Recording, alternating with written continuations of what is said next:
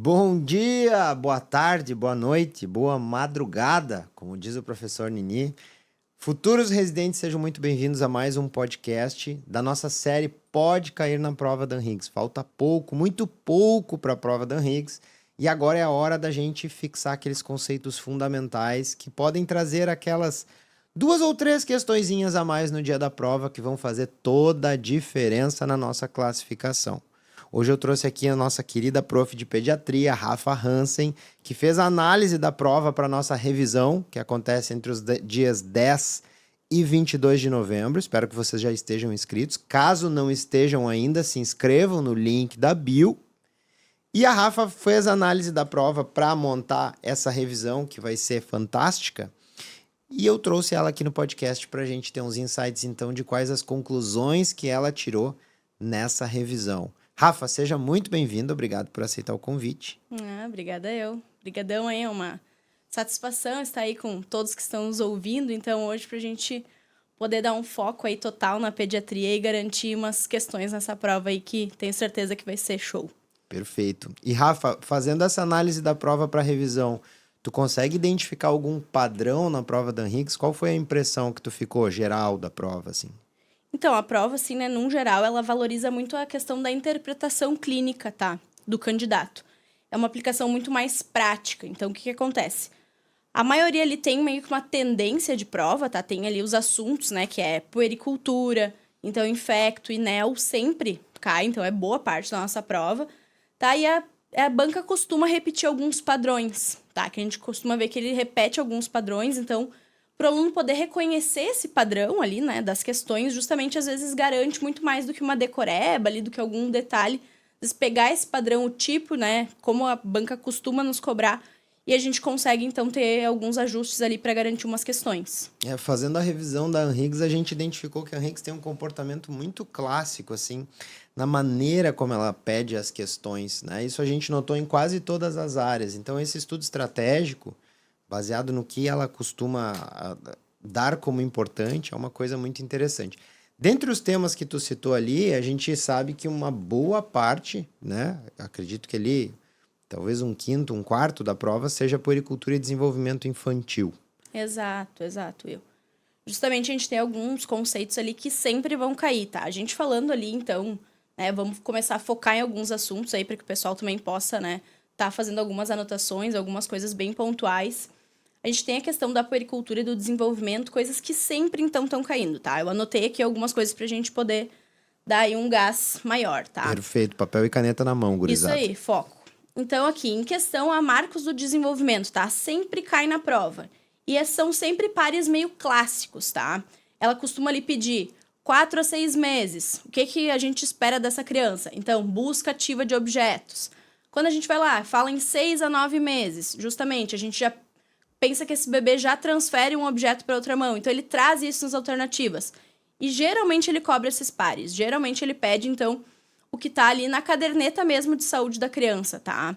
Lembrar que a prova Dan Higgs tem muito isso, assim. É exatamente o que a OMS, o que a SBP, então, as sociedades aí trazem, né? A prova Dan Higgs, ela é muito fiel a esses documentos em que a gente tem um fácil acesso, tá? Então, a gente tem que lembrar desses marcos. A gente tem que lembrar ali 9 a 12 meses. A criança, né, já faz pinça completa, produz algum jargão. Então, essas coisas, assim, que sempre caem na prova, a gente tem que estar ligado, tem que levar lá para o dia da prova junto, tá? Depois, quando a gente pensa ali, já a questão de crescimento, né, curvas de crescimento, o que acontece? Peso e estatura, tá? Sempre ele traz alguma coisa, assim, de qual é a tendência, digamos assim, que a gente espera ali para o peso e a estatura de uma criança. Então, no primeiro ano de vida, a gente tem que lembrar que o peso, ele costuma triplicar, tá? E o comprimento, então, a estatura dobrar, tá? Isso ele costuma traz, às vezes, em alguma alternativa ou num enunciado, tá? Lembrar ali que o perímetro cefálico cresce em torno de 2 centímetros ao mês, tá? Ali no primeiro trimestre, que a gente tem um crescimento, então, maior. E lembrar sempre das classificações, tá? Eles cobram muito gráfico de peso e IMC, são os principais que caem. Então, ali sempre lembrar que eles geralmente pedem os dois separados, tá? E, às vezes, isso causa uma confusão, tá? O aluno vai lá e o gráfico tá no mesmo, às vezes tá, tipo, lado a lado, e aí o aluno, às vezes, acaba confundindo. Em um deles está adequado e no outro já tem um risco, por exemplo, de sobrepeso. Então, ficar atento no que eles estão pedindo. Se eles querem que tu calcule, faça alguma comparação, ou geralmente são medidas mesmo isoladas, tá? Então, bastante atenção nisso. Entendi. E quais são as pegadinhas que tu encontra com mais frequência nesse tipo de prova, assim? Eu acho que alguns termos ali, eles, como são conceitos, assim, muito bem definidos, eles às vezes pegam num termo, que nem assim, peso menor do que 2,5 kg. A gente considera uma criança que nasceu, então, com baixo peso, aí tu tá ali fazendo a prova, sim, baixo peso, mas não. Então, cuidar, tá? É realmente baixo peso ou é muito baixo peso? Então, lembrar, menos de 2,5 é realmente só baixo peso. Se daqui a pouco vier lá na informação muito baixo peso, tem que lembrar que não, tá? Que daí é abaixo de 1,500. Perfeito. Então, é esse tipo, às vezes, tá ali numa frase, sabe? Que a gente, lembra, vai passando ali, tu já tá meio cansado com a prova, então... Essas coisas a gente tem que cuidar, que às vezes na alternativa mesmo ela te pega. Tá, maravilha. Outros temas prevalentes aí, Rafa, o que tu julga que são coisas que devem estar na prova? Tá, algumas coisas ali que eu vi também que tem um padrão ali que a banca costuma pedir, são coisas bem ao redor de aleitamento materno, tá? Que é uma coisa que a gente sabe, né, que tá sempre sendo falado na pediatria e a prova traz isso sim, tá? Então, em relação ao aleitamento... Muita atenção que a gente sempre tem que pensar que, né, que é a nossa maior recomendação, né, enquanto pediatra e sociedade, é justamente de nunca abandonar, né, o aleitamento materno. Então, justamente uma alternativa que traga deixar de amamentar, ou então, a mãe vai... Eles trazem muito caso clínico, assim, a mãe vai começar a trabalhar, sabe? Ou assim, a criança tá com baixo peso, criança não ganhou o peso adequado, e aí eles trazem qual que seria, então, o próximo passo. E uma questão que traz, né, iniciar com uma fórmula infantil e deixar o aleitamento, isso nunca vai estar certo, tá? Essas orientações, assim, por mais que pareça, né, às vezes acaba caindo e a gente não pode cair nesse tipo de pegadinha. Então, ele traz muito sobre a pega correta, tá, da amamentação. Então, mais de uma prova já caiu. Então, a gente tem que lembrar, tá, que tem que ser, né, uma boca mais aberta, né, acima da boca a gente tem que ficar ali com a areola, a maior parte dela abocanhada, então, né, pelo bebê. O lábio, né, evertido de uma certa maneira, com uma pega bem adequada. E o queixo tocando ali na mama. Sempre lembrando que o bebê tem que estar bem posicionado, né, em contato com a mãe. Então, isso às vezes são coisas que trazem nas alternativas. Tá? E até a Anhiggs gosta muito dessa interseção com política pública, né? Exato. Então, é esse direito que a mãe tem de amamentar no trabalho, o tempo que a mãe tem de afastamento em virtude do aleitamento exclusivo. Então, esses são conceitos que às vezes eles cruzam com uma área específica para ver se o aluno tem isso, acabam trazendo uma ideia mais global. Assim, essa noção, exatamente. Tá bem. E alguma pegadinha nessa parte de aleitamento materno? Alguma coisa que eles falam que tu acha que pode se repetir? O que eles às vezes fazem é... Que nem eu já vi eles fazerem, que eu até deixei aqui, foi eles inverterem o tempo, por exemplo, de conservação de um leite, tá? Eles trazerem quanto tempo pode ficar armazenada a fórmula que foi preparada e quanto tempo um leite ordenhado, tá? Então, isso sim, às vezes eles já aconteceu de questão de inverter, tá? Então, lembrar ali, né, que o leite ordenhado, então, ele pode ficar até 12 horas na geladeira, 15 dias no freezer, Tá. diferente da fórmula que ela tem que ser, né, preparada e utilizada ali no máximo 6 horas. Perfeito, entendido. Tá bem. E com relação a doenças infecciosas, isso é uma dor gigantesca, né? E essa talvez é o assunto mais delicado da pediatria, as doenças exantemáticas, infecciosas, assim. São tantos conceitos diferentes e pequenos nomes de doenças, grupo específico de sintomas. O que tu julga que dentro dessa área, assim, tem uma probabilidade alta de ser cobrado? Então, doenças exantemáticas a gente brinca que até hoje, né, às vezes é dor de cabeça para o pediatra, porque realmente o quadro clínico às vezes abre muito próximo, né, uma da outra. E se a gente for ler, várias delas têm as mesmas lesões, né, a mesma característica, a mesma febre. Então, a gente tem que lembrar de algumas coisas que são muito pontuais de cada doença, tá? Entendi. Então, a Higgs traz muito essa questão de cronologia dos fatos, tá? Então, a gente tem que lembrar.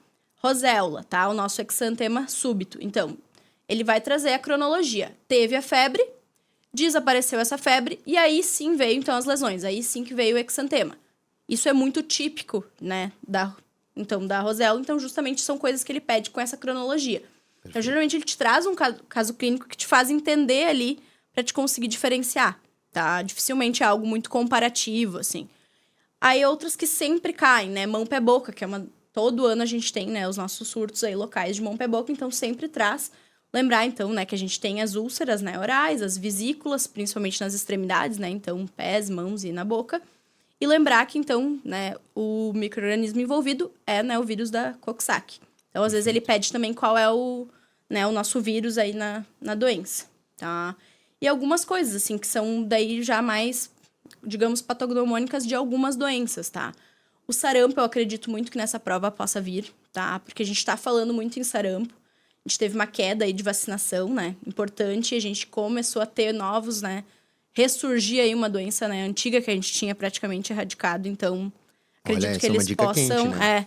Eu tô apostando muito que daqui a pouco vai vir esse ano aí alguma questão de sarampo, tá? Então, lembrar, né? Que é um exantema que geralmente ele costuma ser descendente, tá? E ele tem ali as manchas de Koplik, que são mais características da doença, tá? E, claro, outras ali, que nem dengue, é uma coisa que há um tempo já tem caído sempre, né? Lembrar, principalmente ali, das fases, né? O que precisa, às vezes, o que é um sinal de alarme, que às vezes eles exigem ali quando que tu iria, né, hospitalizar ou não. Lembrar do teste, que é o NS1. Essas coisas costumam aparecer com uma certa frequência. Dengue é um assunto que vai estar na prova da Anhiggs. Sempre esteve. Exato. Mas às vezes ela tá na clínica médica, às vezes ela tá na pediatria, às vezes na gineco, às vezes em preventiva saúde pública, né? Mas é um tema que não falha nunca. E com relação à meningite bacteriana, esse é um assunto prevalente ainda?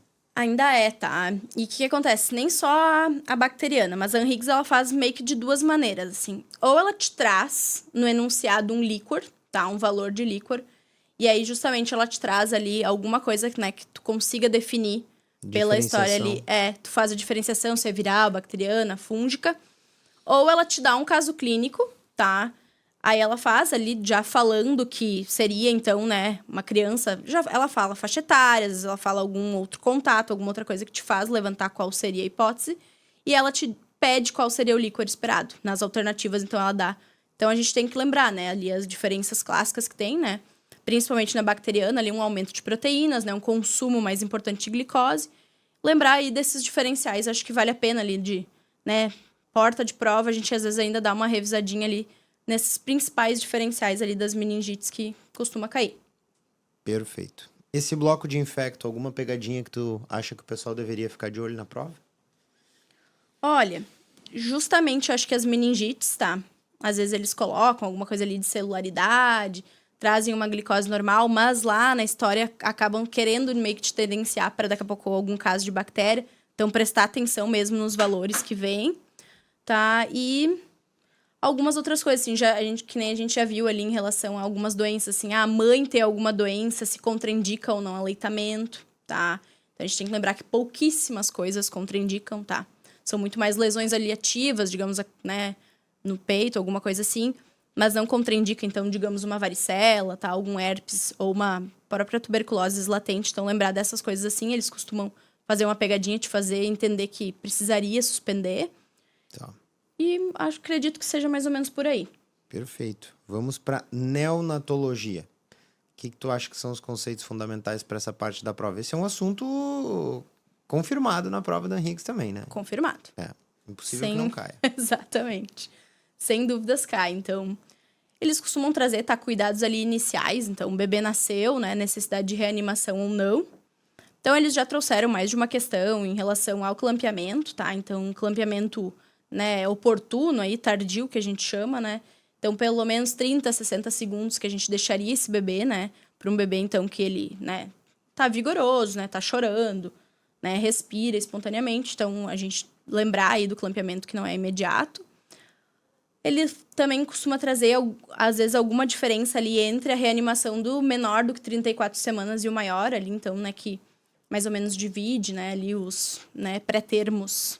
Maturidade pulmonar. Exato. Então, ele acaba trazendo ali para tu iniciar uma reanimação. Então, tu vai iniciar uma VPP. Ele, às vezes, pode te trazer uma pegadinha iniciando com oxigênio maior do que 34, a gente inicia com 21%, tá? Menor do que 34, 30%. Então, às vezes, ele traz alguma coisa ali que te pega no detalhe, tá? Perfeito. E quanto às triagens neonatais? Olha, eu acho que a principal que já apareceu é o teste do coraçãozinho, tá? Então, lembrando que, né, que as triagens a gente tem aí por regra, né? Ter que fazer todas, pelo menos, se não antes da alta, até 30 dias de vida, né? A gente tem aí uma regra para todas. E principalmente que eles cobram é o coraçãozinho, tá? Eles trazem ali valores, então, né? De qual foi o teste ali que teve o paciente. E a gente tem que lembrar, então, que se teve uma diferença menor do que 3%, tá? Maior, desculpa, do que 3%, a gente tem que repetir, tá? Esse teste tem que repetir e ver se mantém essa diferença. Se mantiver, a gente justamente, né, vai fazer uma avaliação, vai ter exames complementares. E a gente tem que investigar também se esse valor, né, independente do membro, deu menor do que 90%.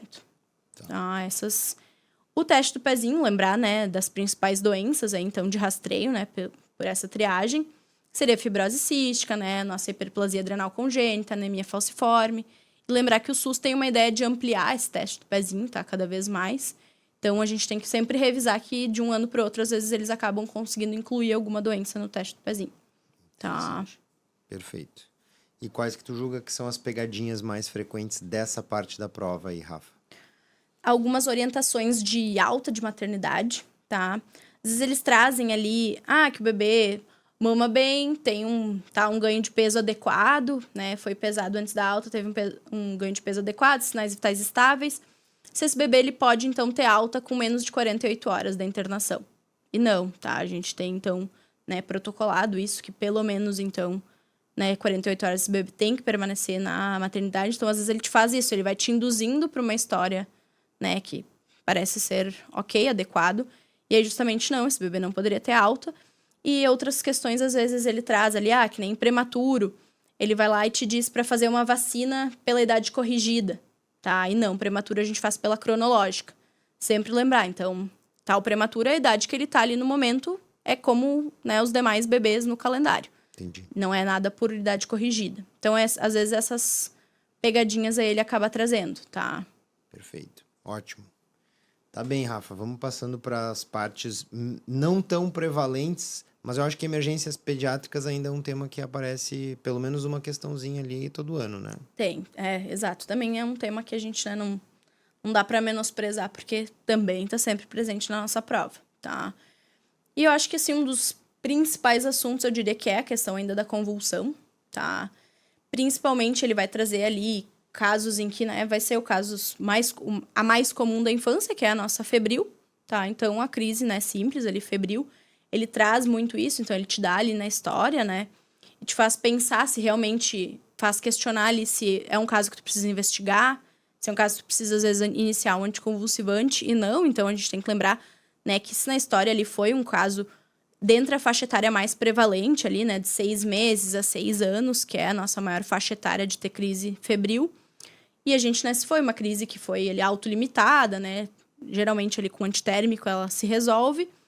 E aí, justamente, ela não tem nenhum déficit, né, nenhuma outra comorbidade da criança, geralmente é uma crise que a gente só observa, tá? Mas eles trazem muito essa questão das crises febris. Perfeito. Tá?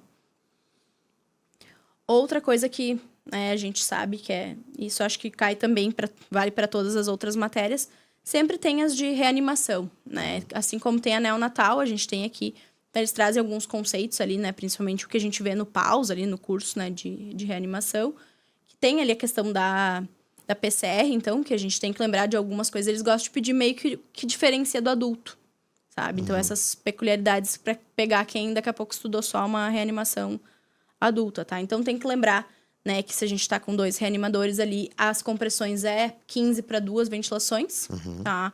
Então, algumas coisas assim eles pedem.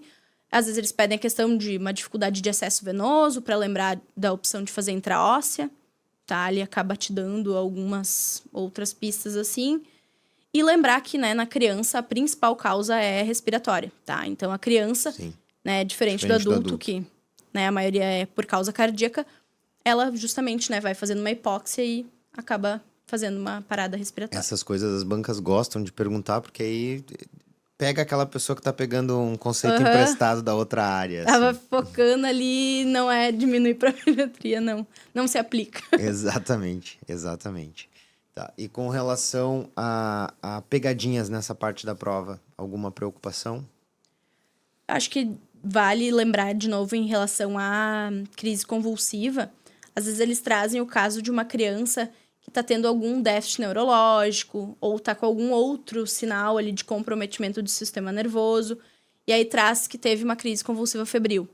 Aí a gente tem que justamente se alertar, porque daqui a pouco a gente vai estar à frente aí de um caso de encefalite ou alguma outra coisa mais grave, tá? Perfeito. Isso é alguma coisa. E as relações ali, bem isso que a gente comentou agora, né? Algumas coisas que a gente acha que se aplica no adulto, só colocar, né? Fazer uma mini dose não funciona na pediatria. Não funciona. Essas coisas, assim, acredito que são coisas que eles podem estar pegando. Pegar as discrepâncias e decorar bem. Isso aí. Outras especialidades que tu julga que tenham presença provável nessa prova, Rafa? Tem algumas outras, tá? Que daí é aquilo que varia muito de, né, ano para ano, mas algumas coisas que a gente, né, pode estar trazendo aí. Questão de endócrino, tá? Cetoacidose diabética, né? Bem como a própria diabetes, às vezes, né, acaba confirmado, vindo, né? exato, né, todo ano aí, porque a gente, ainda mais com aumento aí de casos de obesidade infantil, tudo isso, então acaba se trazendo também muitas outras coisas. A cetoacidose diabética, então lembrar, né, ali das correções, principalmente, né, cuidar, né, da hidratação, às vezes eles trazem, né, pelo risco de edema, então essas peculiaridades a gente tem que estar cuidando ali, é um tema que pode cair, tá? Distúrbios da diferenciação sexual, tá? Lembrar que a causa mais comum dos distúrbios, isso já caiu em mais de uma questão, é a hiperplasia adrenal congênita, tá? Então, a gente tem que sempre lembrar, ver se daqui a pouco ele não está trazendo enunciado algum dado lá do nascimento, lá do teste do pezinho junto. Uhum. Fazer essas relações também, às vezes, numa questão, traz mais de um conceito. Tem algumas doenças genéticas que costumam cair mais, assim, né? Tem. Genéticas, as principais que caem, né, na prova é Turner e Down, tá? Que já caíram aí, até porque são as que a gente, né, acaba tendo uma sobrevida maior e a gente acaba também conhecendo muito mais da doença, tá? Então, ele traz, às vezes, algumas questões ali, principalmente características, e vai nos fazer pensar qual pode ser, né, a síndrome envolvida. Então, lembrar, né, que Turner, a gente tem a questão do pescoço alado, né, o quarto metacarpo mais curto, o hipogonadismo, tá? Então, a gente tem que lembrar de algumas coisas, assim, que eles podem estar trazendo. Nem Down já caiu com um bebê, sabe, recém-nascido, que, né, não tinha, então, algum... Mais né, difícil a caracterização. Exato, eles trazem que o pré-natal foi incompleto, ou seja, te fazem pensar que daqui a pouco não teve um morfológico, alguma coisa ali, que tu desconhece a história prévia. E aí ele vai lá e te diz, né, que é um bebê, então, que às vezes, tinha dificuldade de amamentação, né, tinha uma macroglossia. Aí fala mais sobre o exame físico, né, uma prega palmar única, né, era mais hipotônico. Então, a gente, né, ele vai te dando, às vezes, algumas características, assim, que faça pensar. Perfeito.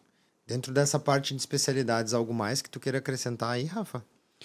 Às vezes costuma cair a questão de dermato também, lembrar algumas doenças ali, né? Steve Johnson's, que já caiu. Então, né, doenças assim que às vezes podem cursar tanto com maior gravidade, que iniciam com lesões de pele, tá? Então, lembrar se teve uso de alguma, né, medicação recente, teve, né, bolhas, acometimento de mucosa.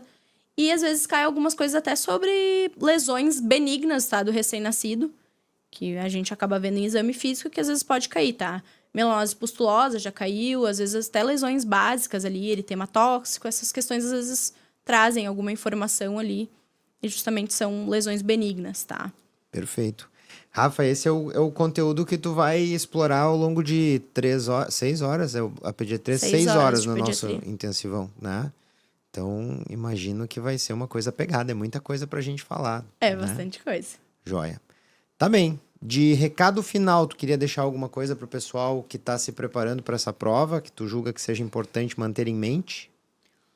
Olha, assim, lembrar, então, né, bem dessas questões que eu conversei, assim, quando ele, né, a banca trouxe essa questão, assim, de, segundo a OMS, o Ministério, né, a própria SBP, a Sociedade, então, Brasileira, essas coisas que são muito, assim, concretas, tá? É o que eles exigem mesmo do candidato, tá? Lembrar, então, ali, se a gente dominar puericultura, né, reanimação neonatal ali, questão das meningites, a gente vai ter um bom domínio aí, né, da prova de pediatria, então, né, a gente vai conseguir dar uma boa dominada aí nos conteúdos e vai poder, né, respirar aí no dia um pouco melhor, então tem que dar uma focada especial. Estratégica. Exatamente, agora a gente, né, tem que estar pensando que os dias estão contados aí até a prova, a gente tem que agir com estratégia, né, justamente porque a gente tem que focar o tempo no que realmente a gente pode garantir questões aí no dia.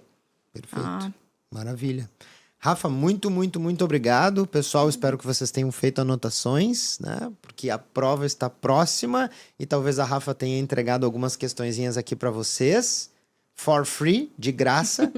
E também é gratuita a nossa revisão turbo, preparatória para a prova da residência. Portanto, se tu vai prestar a prova da Henriques, te inscreve no link da bio, participa dessa revisão que acontece entre os dias 10 e 22 de novembro, que a gente vai te entregar aquelas questões que tu precisa para se classificar e abandonar essa vida sofrida, começar a residência um pouquinho mais sofrida, mas depois melhor.